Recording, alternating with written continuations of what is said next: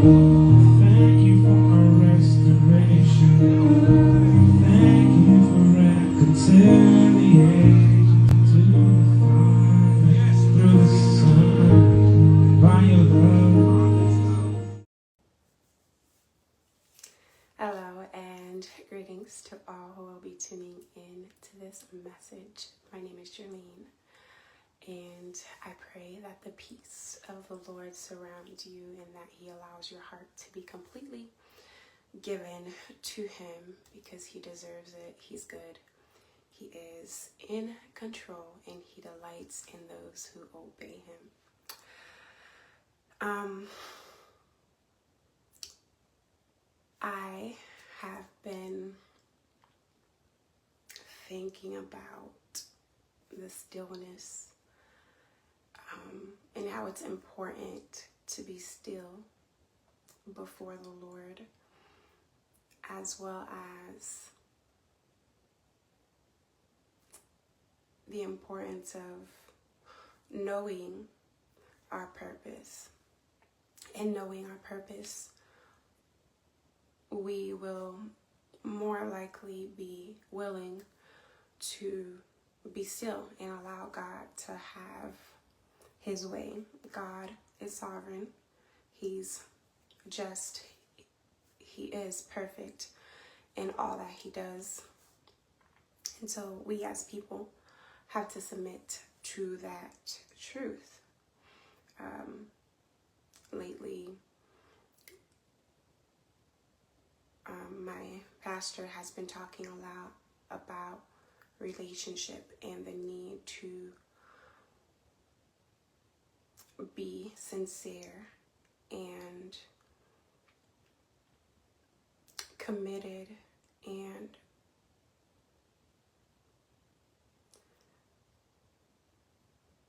loyal to the Lord and to the people of God, knowing how to treat one another with honor and with love, knowing how to represent God in our relationship and in the earth as Christians and as lights.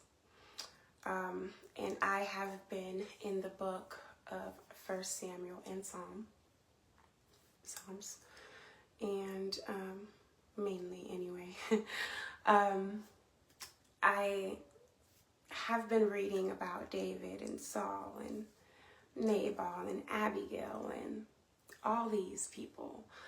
And because we've been talking so much about relationships, there were quite a few things that were just highlighted in my mind. The level of sacrifice it takes to be loyal and to be sincere in a relationship. The level of humility and self-denial that it takes. The level of humility that it takes. I think of how Jonathan was sacrificial in his relationship with David and the level of commitment he had towards him rather than his father, because he understood that David was righteous. He understood that David was good.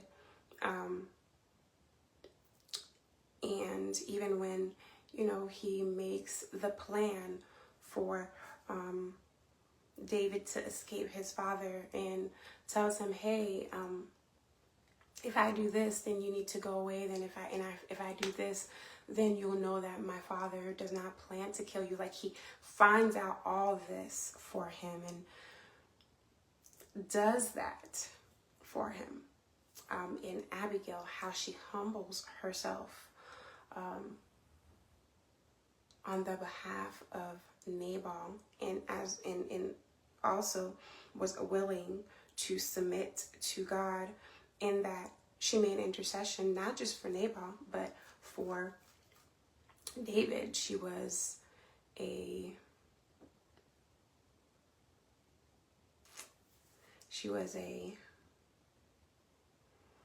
person who stood in the gap for the true, and she humbles herself and goes before David, and bows when she sees him and tells him, hey, my Lord, don't do this. Don't let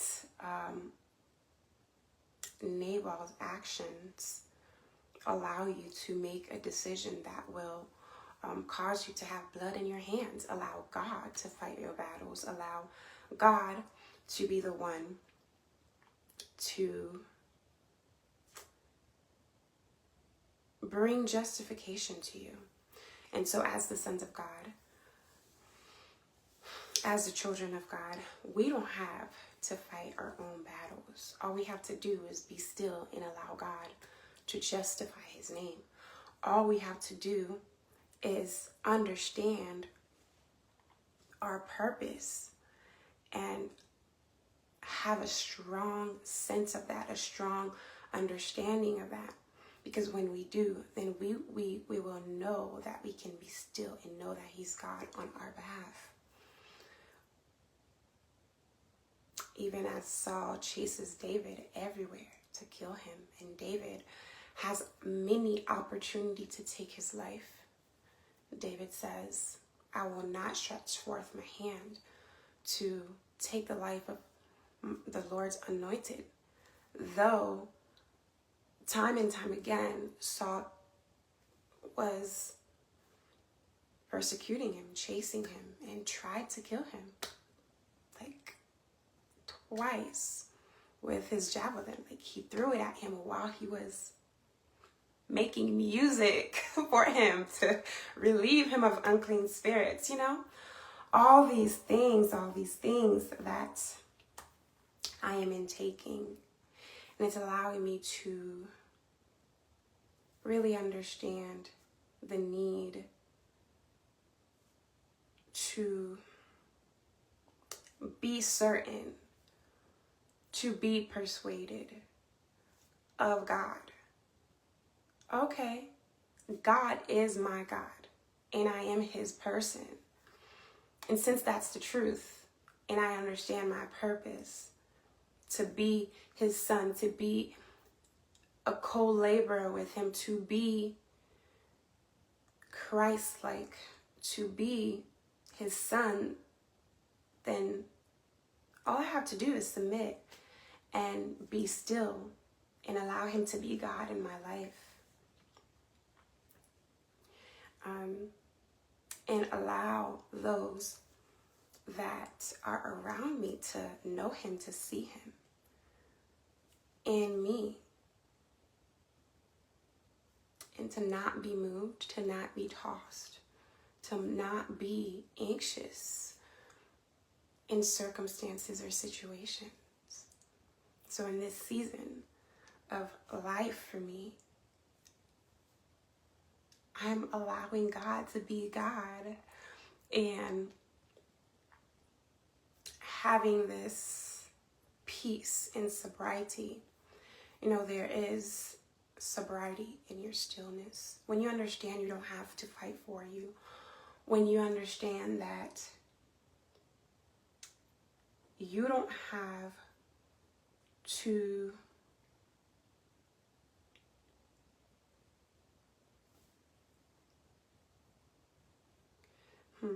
when you understand that you don't have to have all control, you know, have things the way you want, everything the way you want it to be. God is in control. God is in control. You know, I'm sure David was tired of running all the time.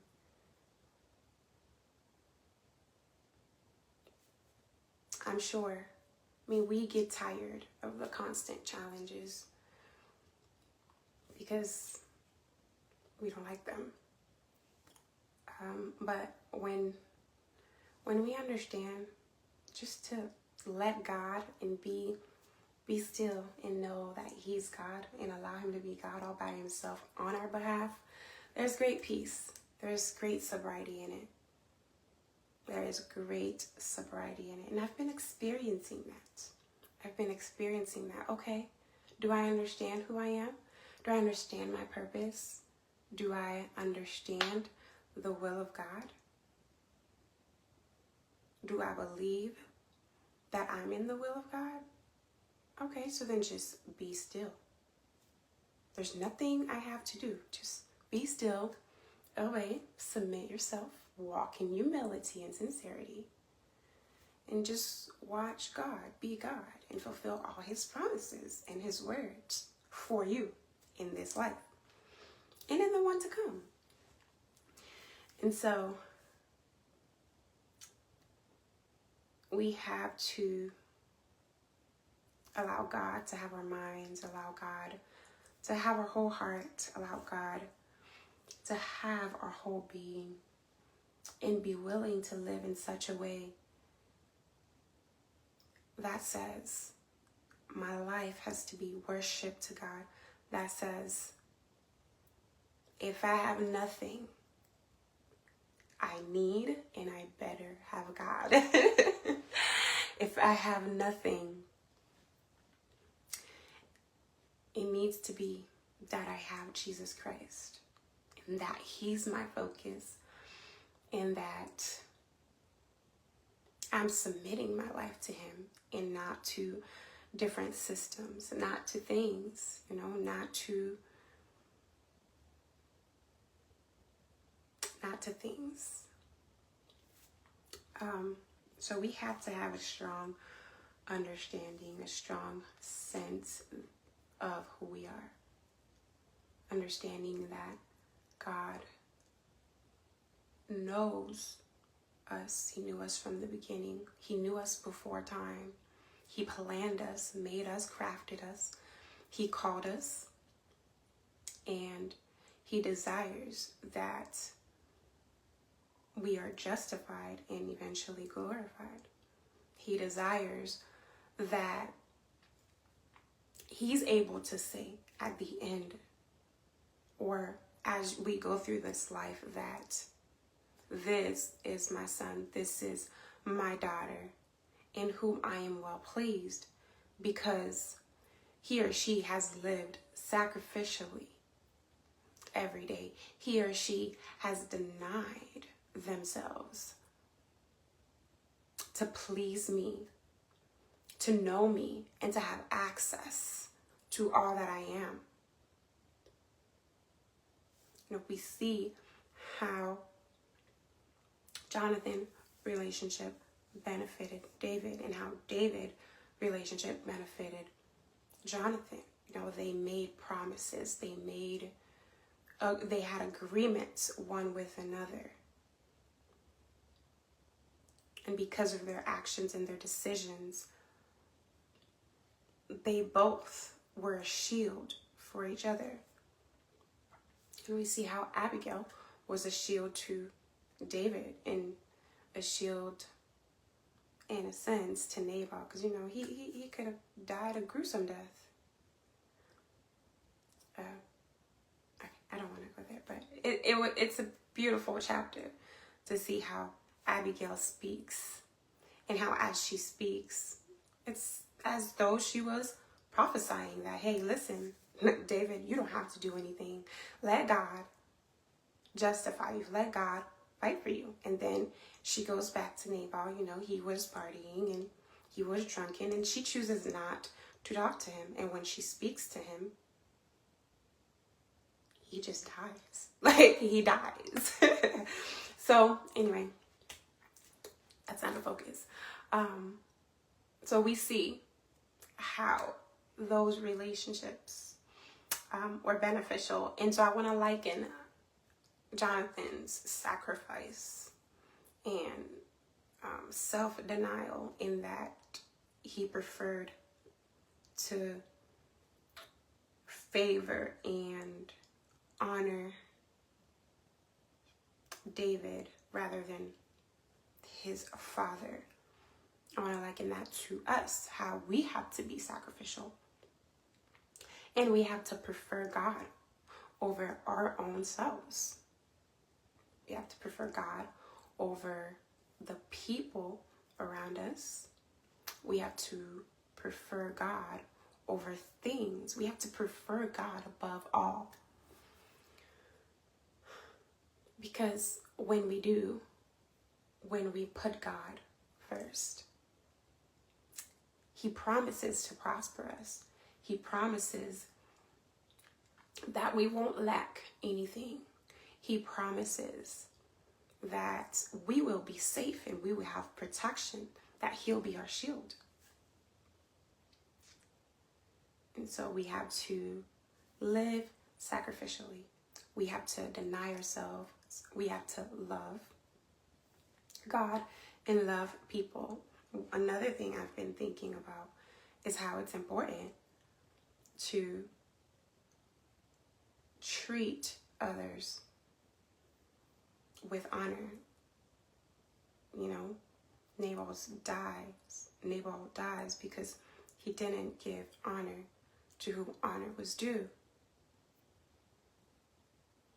You know, even when his own men told him that, hey, David and his men, they protected us when we were over there. They provided for us. And now David is asking you for your goods. Hey, he's worthy of your goods. He's worthy of your honor. He's worthy of your substance. You should give it to him. And he doesn't. And because he doesn't, we see at the end he dies.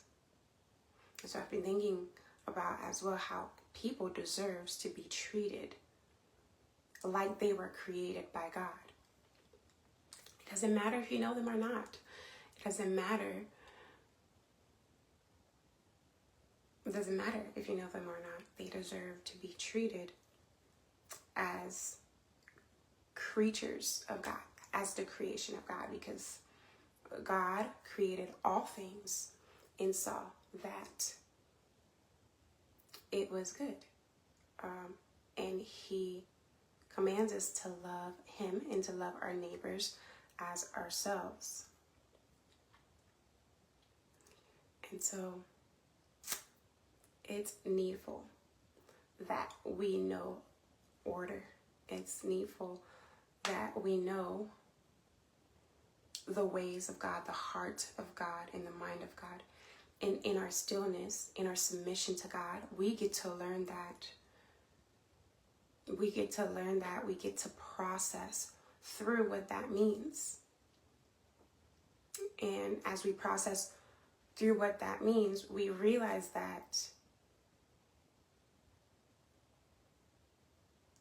it takes us really, really dying to our flesh daily. It takes humility. It takes submission to God. And when we do that, he empowers us to be able to walk in his nature, have his heart, have his mind, have his spirit, and therefore that flows out of us more because we're being sanctified. So it's important that we are still in his presence. It's important that, because in our stillness, in his presence and through our season, there is this sobriety. And the sobriety comes from the fact that we understand his God and his purpose for us are good. But it also comes from the fact that in our stillness, God grants us understanding. He grants us peace. He grants us grace. And he empowers us to be able to process what he's allowing to happen in our lives. And so I pray that as you journey on, as you grow in your faith, as you bless God and as you obey him, as you allow your life to be worship, that he would grant you great measures of stillness, so that you can continue to go from level to level. You can continue to grow in his person. Because when we're quick to move, when we're quick to act, outside of or in what God is doing without being still first, we can make decisions that are fatal. And we don't want to make decisions that are fatal. Because when we make decisions that are fatal, we're going to have to relearn and go through the process we were supposed to go through in the right way. So may the Lord bless you with peace and a heart of righteousness. May He bless you with a desire and a passion for Him that is greater than everything in this life, that is greater than anything you desire. That's my prayer, and I speak that over you in Jesus' name. Lord willing, we'll talk again very soon.